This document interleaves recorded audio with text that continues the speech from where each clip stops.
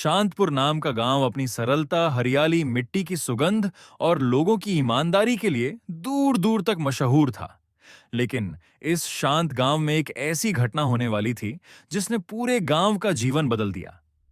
गांव में रहने वाला मोहन्ना नाम का एक बेहद भला, नेकदिल और मेहनती युवक अपनी बूढ़ी मां के साथ रहता था, जो अकेले ही खेतों में काम करता, गांव वालों की मदद करता और अपने सीधे सपाट व्यवहार से सभी का दिल जीत लेता था। गांव वाले उस पर बेहद भरोसा करते थे। पर उसी गांव में दो शरारती लड़के, गुड्डू और बल्लू रहते थे, जिनका काम था छोटे मोटे झगड़े करना, चोरी चपाटी नहीं लेकिन शरारतें करना और हर आने जाने वाले का मजाक उड़ाना। वे बहुत चालाक बनने की कोशिश करते थे, पर दिल से दोनों बच्चे जैसे ही थे। एक दिन गांव में एक अजनबी आया, राम नारायण। वह सफेद टोपी, गोल चश्मा, चमकदार मुस्कान और कंधे पर चमड़े का बड़ा थैला लेकर गांव में घुसा। उसके थैले से नोट झांक रहे थे और उसके चेहरे पर एक अजीब नकली विनम्रता थी। गांव वाले उसे देखने लगे, लेकिन किसी ने कुछ नहीं पूछा। तभी गुड्डू और बल्लू ने उसे देखा और तुरंत समझ गए कि यह आदमी कुछ अलग है। दोनों उसके पास पहुंचे और मुस्कुराते हुए उससे बात करने लगे। राम नारायण ने खुद को शहर का बड़ा अधिकारी बताया और दावा किया कि वह गरीब लोगों को अमीर बनाने का काम करता है। उसने कहा कि वह पैसे को दोगुना करने की कला जानता है। गांव वालों को यह सुनकर आश्चर्य हुआ। पहले तो किसी ने विश्वास नहीं किया, लेकिन जब राम नारायण ने अपने थैले से कुछ नोट दिखाए और दावा किया कि उसने शहर में हजारों लोगों को अमीर बनाया है, तो लोग धीरे धीरे उसकी बातों में आने लगे। गुड्डू और बल्लू भी लालच में आ गए और सोचने लगे कि अगर यह सच हो गया तो वे भी अमीर बन सकते हैं। राम नारायण ने गांव की चौपाल में सबको इकट्ठा किया और बोला कि जो भी 500 रुपए लगाएगा, उसे अगले 1 घंटे के अंदर 1000 रुपए मिलेंगे। लोग आपस में चर्चा करने लगे। कुछ लोग सोच रहे थे कि यह एक सुनहरा मौका है, जबकि कुछ शक में थे। पर लालच की वजह से धीरे धीरे लोग पैसे निकालकर उसके थैले में देने लगे। गुड्डू और बल्लू, जो खुद बहुत शरारती थे, वे भी उसके झांसे में आकर उसे 2000 रुपए दे बैठे। इस सब के बीच मोहन्ना दूर बैठा सब देख रहा था। उसे राम नारायण के चेहरे पर, उसकी बातों में और उसके हाव भाव में कुछ अजीब लगा। वह मन ही मन सोच रहा था कि इतना आसान पैसा भला कहां से मिलता है।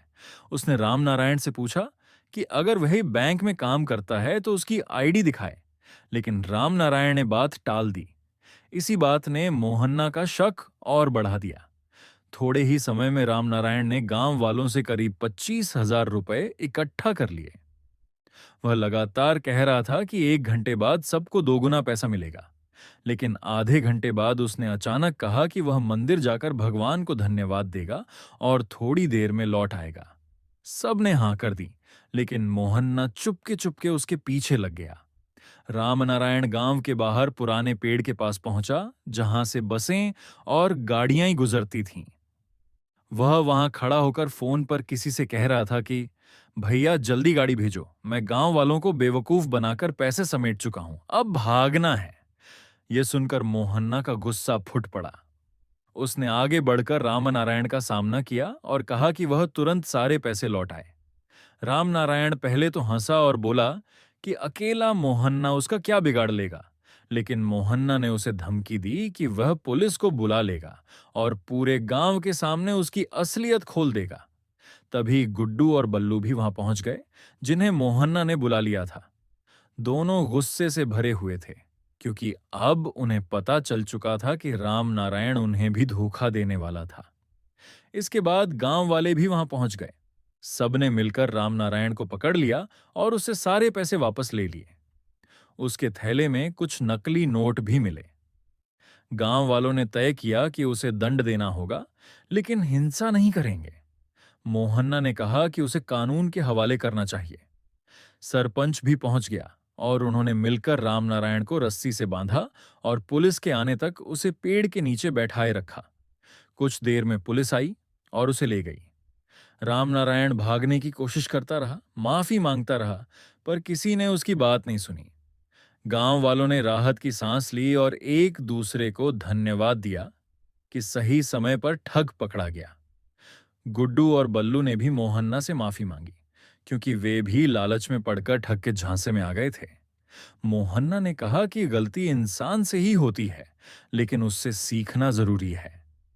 इसके बाद गांव वालों ने एक बैठक की और तय किया कि आगे से किसी भी अजनबी की बात पर तुरंत भरोसा नहीं करेंगे और बिना मेहनत के पैसे कमाने के चक्कर में नहीं फंसेंगे। गांव के बच्चों और बड़ों को जागरूक करने के लिए मोहन्ना ने छोटी छोटी सभाएं शुरू की, जिसमें वह समझाता कि ठगी कैसे होती है और इंसान को लालच में क्यों नहीं पड़ना चाहिए। गुड्डू और बल्लू ने भी अपनी शरारतें छोड़कर काम करना शुरू कर दिया। धीरे धीरे गांव फिर से खुशहाल हो गया। लोग मुस्कुराने लगे, खेतों में काम होने लगा, बच्चों के खेलने की आवाज आने लगी और सब एक दूसरे की मदद करने लगे। मोहन्ना की मां बहुत गर्व महसूस करती थी कि उसका बेटा पूरे गांव का रक्षक बन गया है। सरपंच ने पूरे गांव की सभा में घोषणा की कि मोहन्ना गांव का हीरो है और उसके कारण ही सब ठग से बच पाए।